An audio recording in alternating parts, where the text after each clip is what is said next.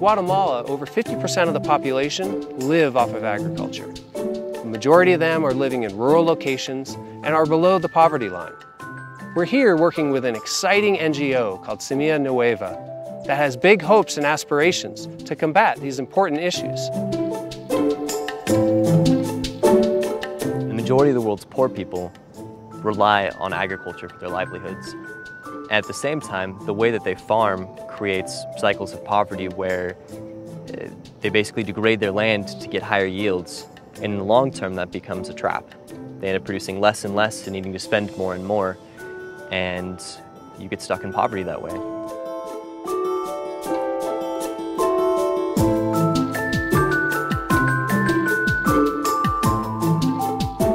If you add up the cost of fertilizer, if you add up the costs of tilling, and even start to look at the cost of labor, then most farmers end up paying to farm corn and beans and the basic staples.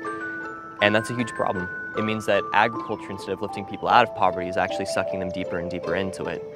And so our whole goal then is, how can we work on lifting farmers out of poverty by teaching them ways to grow more sustainably and more effectively? We're working to collaborate with local farmers through a system called the promotor system, also known as the farmer-to-farmer system. And through this model, we're educating farmers who then go on to educate their neighboring farmers and the local communities about sustainable agriculture practices.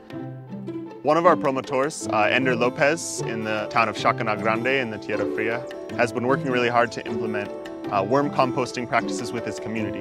And he held a workshop in May where community members were able to come and learn how to make a worm compost on their own. And he's very enthusiastic about pursuing alternative practices that are both economically viable and environmentally sustainable for his land so that he can continue farming for many years to come. No plástico. No plástico. Entonces necesitamos conocer bien qué se hace en la agricultura, cómo tener buenos resultados y pues manejar bien la agricultura en nuestra casa. ¿Cuál es la relación de Semilla Nueva con mi familia y mi comunidad? Es una relación buena porque todos están interesados en conocer a la gente que viene de Semilla Nueva y también conocer el proyecto. Semilla Nueva right now is excited about 3 technologies.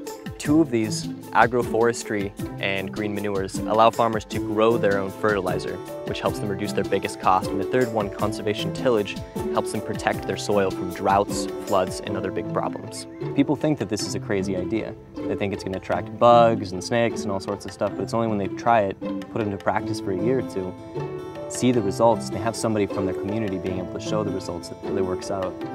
Bueno, sí, nosotros aquí tenemos que, nuestros ancestros han enseñado a juntar todos los residuos de cosechas anteriores y quemarla, después labrar la tierra, pero eso ha ido afectando porque se necesita cada año más químicos para poder cosechar. Isaías Alvarado was our gateway into this community and also our first promotor. What that means is that he worked with us to help develop the first technologies that we utilized in this area, helped us refine them, and helped bring the community together around them. He's been an amazing, amazing assistant in this whole process and the key to it. Los modelos, las técnicas son muy buenas porque si podemos ahorrarnos plata para cosechar y cosechar más, si invertimos menos y cosechamos más, va a ser muy beneficioso para nosotros. ¿Por qué? Porque vamos a mejorar. No solo para en condición de vida, sino que también para la agricultura y para mejorar nuestros terrenos también.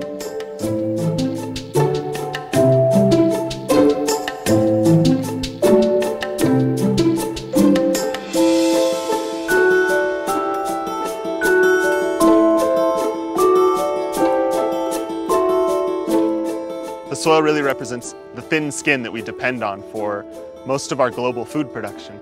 And by working with these rural farmers, we really think that we can facilitate a global change and establish food security, really fight malnutrition, fight global climate change and greenhouse gas emissions, and leave behind a legacy of organization and community.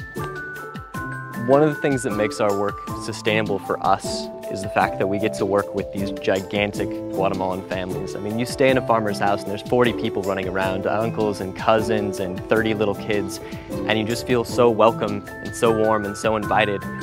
that you just keep wanting to find ways that you can get involved. And more than that, you keep finding ways that you can become more a part of the family. It's one of the most beautiful cross-cultural experiences that I think any of us have ever had, and something that we really cherish.